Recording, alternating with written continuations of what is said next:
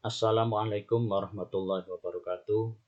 Saya sampaikan selamat datang pada channel ini. Tak lupa terima kasih saya sampaikan kepada Anda sekalian yang masih bersedia untuk mengakses channel ini. Pada kesempatan kali ini kita akan membahas tentang sengketa pemutusan kontrak dan pembayaran prestasi pada pengadaan barang atau jasa pemerintah. Kita mulai dengan sengketa. Dari segi pengertiannya, sengketa menurut Peraturan Kepala LKPP Nomor 4 Tahun 2016 diartikan sebagai perselisihan yang timbul dalam pelaksanaan kontrak pengadaan barang atau jasa pemerintah antara pemilik pekerjaan dan pelaksana pekerjaan yang terikat hubungan kontraktual dalam pengadaan barang atau jasa pemerintah. Sedangkan menurut Peraturan LKPP Nomor 18 Tahun 2018, sengketa kontrak pengadaan barang atau jasa pemerintah adalah perselisihan yang timbul dimulai dari penandatangan kontrak hingga berakhirnya kontrak pengadaan barang atau jasa pemerintah antara pemilik pekerjaan dan pelaksana pekerjaan yang terikat hubungan kontraktual dalam pengadaan barang atau jasa pemerintah. Dari sini bisa kita ambil 3 kunci dari definisi sengketa. Yang pertama, bahwa perselisihan itu timbul dalam pelaksanaan kontrak pengadaan barang atau jasa pemerintah. Yang kedua yang bisa kita garis bawahi adalah perselisihan tersebut terjadi antara pemilik pekerjaan, dalam hal ini pengguna, dengan pelaksana pekerjaan atau penyedia. Dan yang ketiga, antara pemilik dan pelaksana pekerjaan tersebut terikat hubungan kontraktual dalam pengadaan barang atau jasa pemerintah. Terkait penyebab sengketa, ada beberapa hal. Yang pertama, perikatan dan perjanjian yang dibuat adalah ada suatu hal yang melanggar ketentuan undang-undang, peraturan, atau norma. Nah, di sana terkadang dapat menimbulkan suatu sengketa. Yang kedua adalah adanya ketidaksanggupan yang dilakukan oleh salah satu pihak yang ada dalam kontrak tersebut. Artinya ketidaksanggupan itu bisa dari penyedia ataupun pemilik pekerjaan. Yang ketiga, adanya pihak yang melakukan pelanggaran terhadap perikatan atau perjanjian yang telah dibuat dan disepakati bersama. Selanjutnya, adanya klaim dari salah satu pihak tentang suatu hal yang ada dalam kontrak yang dipandang merugikan bagi dirinya. Dan hal lain yang dapat juga muncul di antara kedua belah pihak sehingga menyebabkan perselisihan di antara para pelaku perikatan atau perjanjian. Adanya sengketa dalam pelaksanaan kontrak akan memberikan dampak dalam pelaksanaan kontrak. Ada beberapa hal yang akan terdampak oleh adanya sengketa itu. Yang pertama, terhambatnya pencapaian hasil kontrak. Yang kedua, munculnya potensi pelanggaran hukum. Yang ketiga, munculnya wan prestasi dari penyedia. Dan yang terakhir adalah pembengkakan biaya. Ketika terjadi sengketa dalam pelaksanaan kontrak, ada dua jalur yang dapat ditempuh untuk menyelesaikan sengketa. Yang pertama adalah melalui jalur legislasi, yaitu jalur pengadilan. Yang kedua adalah melalui jalur non-legislasi, yaitu yang pertama dengan konsultasi atau mediasi, atau yang ketiga konsiliasi, atau yang keempat adalah arbitrase. Dalam pelaksanaannya, meskipun terdapat dua jalur yang dapat ditempuh, namun alangkah baiknya diusahakan untuk penyelesaian sengketa tidak sampai ke jalur pengadilan, tetapi menggunakan jalur non-legislasi yang mempertemukan antara pengguna dengan penyedia. Yang pertama, dengan konsultasi. Konsultasi ini adalah suatu tindakan yang bersifat personal antara suatu pihak dengan pihak yang lain yang merupakan pihak konsultan, di mana pihak konsultan ini memberikan pendapatnya kepada klien sesuai dengan keperluan dan kebutuhannya. Permohonan nasihat atau pendapat untuk menyelesaikan suatu sengketa secara kekeluargaan yang dilakukan oleh para pihak yang bersengketa dengan melibatkan pihak yang ketiga, yaitu konsultan. Dengan demikian dapat disimpulkan bahwa konsultasi adalah permintaan pendapat kepada pihak ketiga, dalam hal ini konsultan, terkait sengketa yang dihadapi. Untuk mediasi, mediasi ini adalah penyelesaian sengketa kontrak pengadaan di luar pengadilan melalui proses perundingan kedua belah pihak untuk mencapai kesepakatan yang dibantu oleh seorang mediator. Sebagai mediator adalah hakim atau pihak lain yang memiliki sertifikat mediator sebagai pihak netral yang membantu para pihak dalam proses perundingan guna mencari berbagai kemungkinan penyelesaian sengketa tanpa menggunakan cara memutus atau memaksakan sebuah penyelesaian.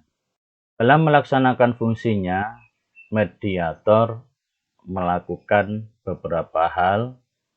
Yang pertama, memperkenalkan diri dan memberi kesempatan kepada para pihak untuk saling memperkenalkan diri. Yang kedua, menjelaskan maksud, tujuan, dan sifat mediasi kepada para pihak.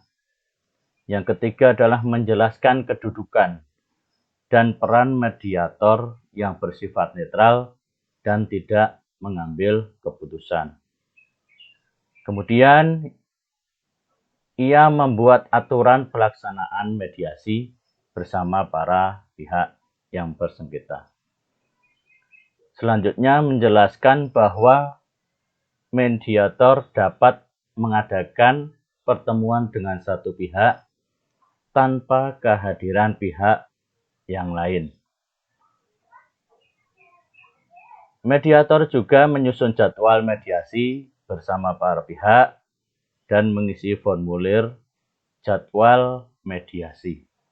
Terakhir yang dilakukan oleh mediator adalah ia wajib mendorong para pihak untuk menelusuri dan menggali kepentingan mereka dan mencari berbagai pilihan terhadap penyelesaian yang terbaik atas sengketa yang terjadi bagi para pihak yang bersengketa.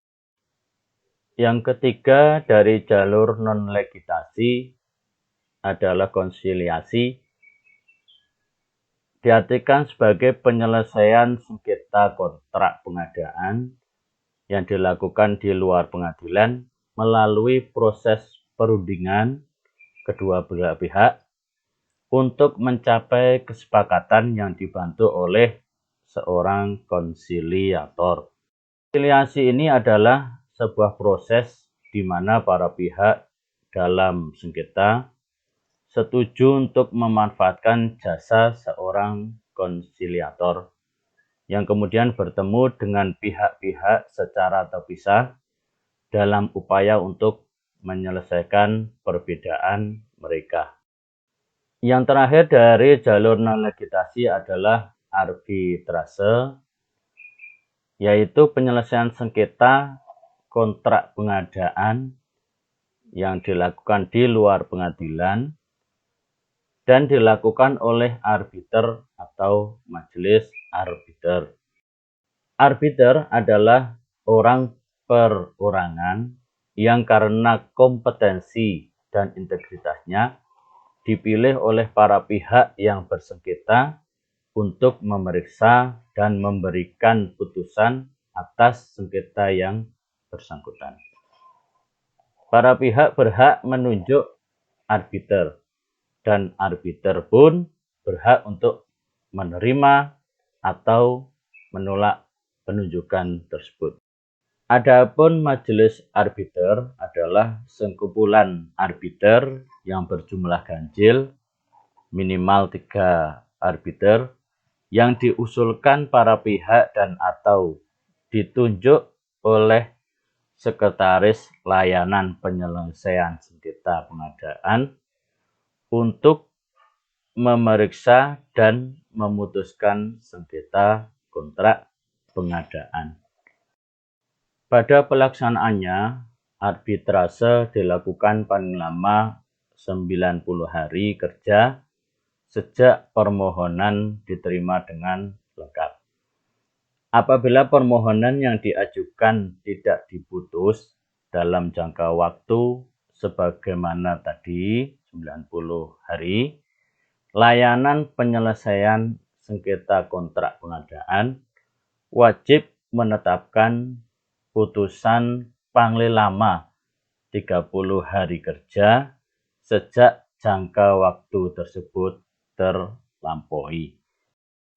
Demikian tadi penjelasan tentang sengketa, hal-hal yang berkaitan dengan sengketa hingga cara penyelesaian sengketa.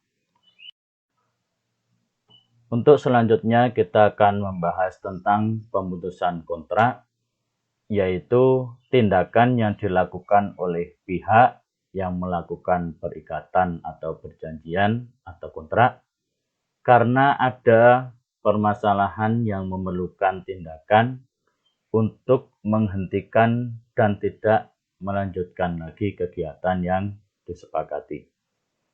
Dalam hubungannya dengan kontrak, pemutusan dapat dilakukan oleh pejabat penandatangan kontrak maupun penyedia.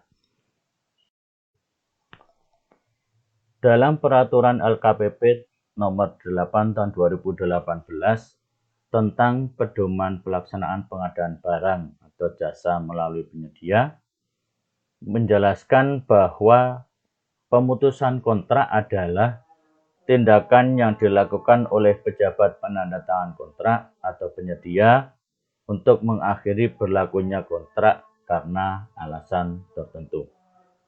Terkait dengan hal tersebut, pemutusan kontrak dilakukan sekurang-kurangnya 14 hari kalender setelah PPK atau penyedia menyampaikan pemberitahuan rencana pemutusan kontrak secara tertulis kepada penyedia atau sebaliknya kepada PPK. Pemutusan kontrak ada dua macam. Yang pertama, pemutusan kontrak di luar sengketa yaitu pemutusan kontrak karena persoalan di luar kemampuan penyedia atau pejabat penandatangan kontrak. Yang kedua adalah pemutusan kontrak dikarenakan sengketa, yaitu pemutusan kontrak karena permasalahan dari pelaksanaan kontrak atau persengketaan. Pemutusan kontrak ada dua macam cara. Yang pertama, pemutusan kontrak oleh owner, pemilik pekerjaan atau PPK. Pemutusan ini dilakukan jika penyedia pertama terbukti melakukan KKN, kecurangan, dan atau pemalsuan. Yang kedua, berada dalam keadaan pilot.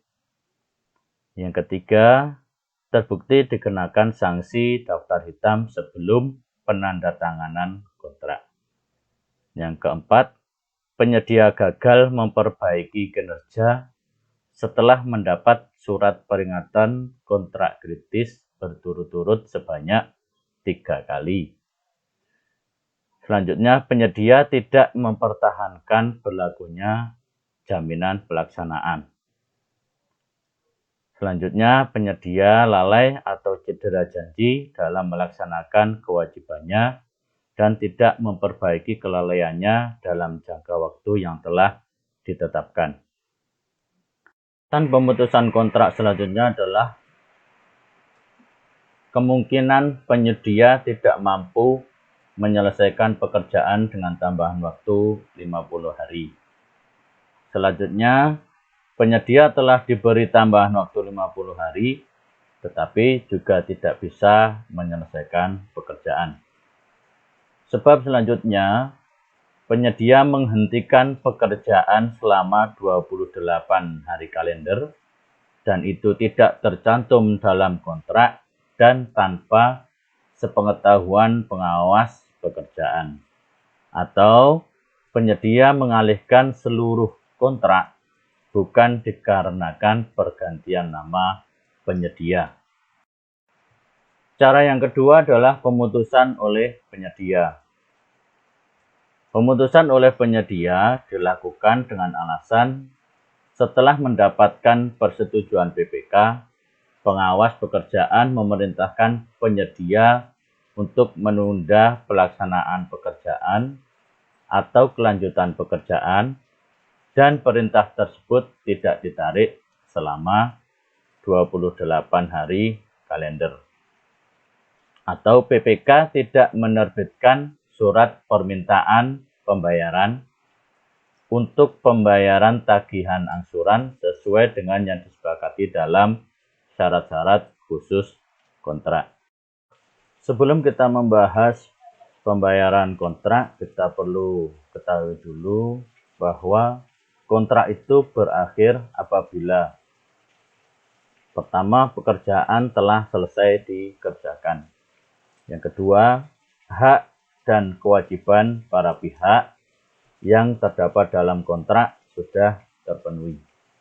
Yang ketiga, terpenuhinya hak dan kewajiban para pihak adalah terkait dengan pembayaran yang seharusnya dilakukan akibat dari pelaksanaan kontrak. Pembayaran dapat dilakukan mengacu ketentuan dalam kontrak dan tidak boleh melebihi kemajuan hasil pekerjaan yang telah dicapai dan diterima oleh pejabat penandatangan kontrak.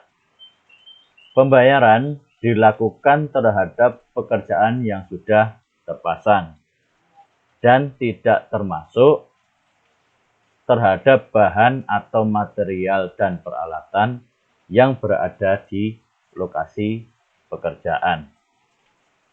Pembayaran dilakukan dengan sistem bulanan atau sistem termin atau pembayaran secara sekaligus setelah kemajuan hasil pekerjaan dinyatakan diterima sesuai ketentuan dalam kontrak. Pembayaran bulanan atau termin dipotong angsuran uang muka, uang retensi untuk pekerjaan yang mensyaratkan masa pemeliharaan, dan pajak. Untuk pembayaran akhir, dapat ditambahkan potongan denda apabila apabila ada.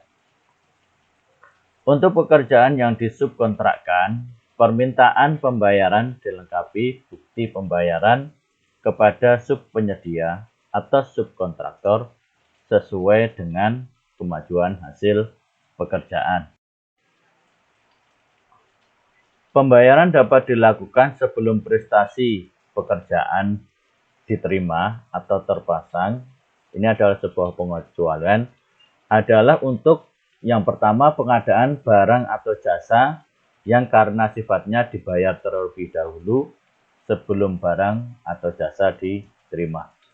Yang kedua, untuk pembayaran bahan, material, dan atau peralatan yang menjadi bagian dari hasil pekerjaan yang akan diserah terimakan, namun belum terpasang.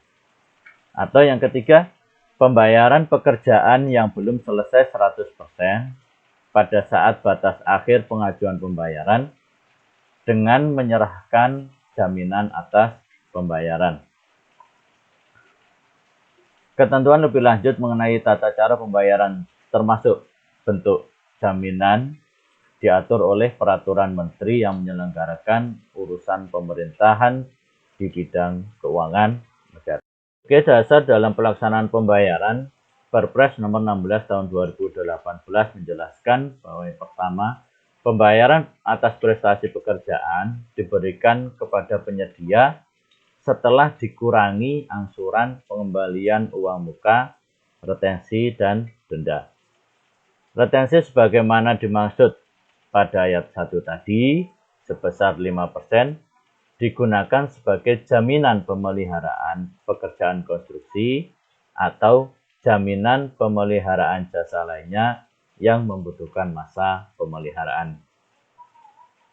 Dalam hal penyedia menyerahkan sebagian pengerjaan kepada subkontraktor, permintaan pembayaran harus dilengkapi bukti pembayaran kepada subkontraktor sesuai dengan realisasi pekerjaannya. Pembayaran prestasi pekerjaan dapat diberikan dalam bentuk pembayaran bulanan, pembayaran berdasarkan tahap penyelesaian pekerjaan atau termin, atau pembayaran secara sekaligus setelah penyelesaian pekerjaan. Pembayaran dapat dilakukan sebelum prestasi pekerjaan untuk pengadaan barang atau jasa yang karena sifatnya dilakukan pembayaran terlebih dahulu sebelum barang jasa diterima, setelah penyedia menyampaikan jaminan atas pembayaran yang akan dilakukan. Pembayaran dapat dilakukan untuk peralatan dan atau bahan yang belum terpasang yang menjadi bagian dari hasil pekerjaan yang berada di lokasi pekerjaan dan telah dicantumkan dalam kontrak. Ini berbeda dengan tadi. Kalau tadi material yang berada di lokasi pekerjaan itu bukan bahan yang belum terpasang yang tercantum dalam kontrak. Sedangkan di sini pembayaran dapat dilakukan selama itu adalah peralatan atau bahan yang belum terpasang yang menjadi bagian dari hasil pekerjaan yang berada di lokasi dan telah dicantumkan dalam kontrak. Ketentuan mengenai pembayaran sebelum prestasi pekerjaan sebagaimana dimaksud tadi dilakukan sesuai dengan ketentuan peraturan perundang-undangan. Alhamdulillah, seluruh materi terkait diseminasi atas diklat pejabat pembuat komitmen yang diselenggarakan oleh Balai Diklat Keagamaan Semarang telah saya sampaikan. Saya ucapkan terima kasih atas partisipasi Anda semua, keaktifan Anda semua dalam mengikuti materi dari materi spesifikasi teknis hingga materi pembayaran kontrak. Di sini apabila dalam penyampaian materi ada kekurangan, mungkin banyak kekurangan, dan atau bahkan ada kesalahan, saya terbuka menerima kritik, perbaikan, dan pembetulan. Akhirnya, atas segala kekurangan, saya mohon maaf yang setulus-tulusnya. Saya akhiri. Wassalamualaikum warahmatullahi wabarakatuh.